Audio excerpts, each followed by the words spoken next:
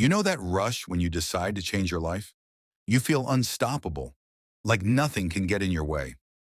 That's motivation, and it always feels like this time will be different. But then, a few days later, that fire starts to fade. You wake up tired, distracted, unbothered. You start asking yourself, what happened to my motivation? Here's the truth. Nothing happened to it. Motivation was never meant to stay. Motivation is a spark. It's supposed to start the fire, not keep it burning. It's emotional fuel, and emotions don't last. The real engine of progress isn't motivation. It's momentum. Momentum doesn't care how you feel. It builds from motion, from tiny actions repeated until they become rhythm.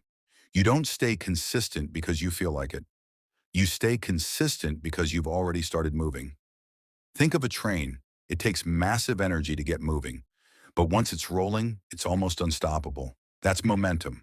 Small wins, repeated daily, create the force that motivation never could. So stop waiting to feel ready. Start, messy, uncertain, tired. Just start, because once momentum takes over, discipline becomes automatic. Motivation fades, but momentum lasts forever.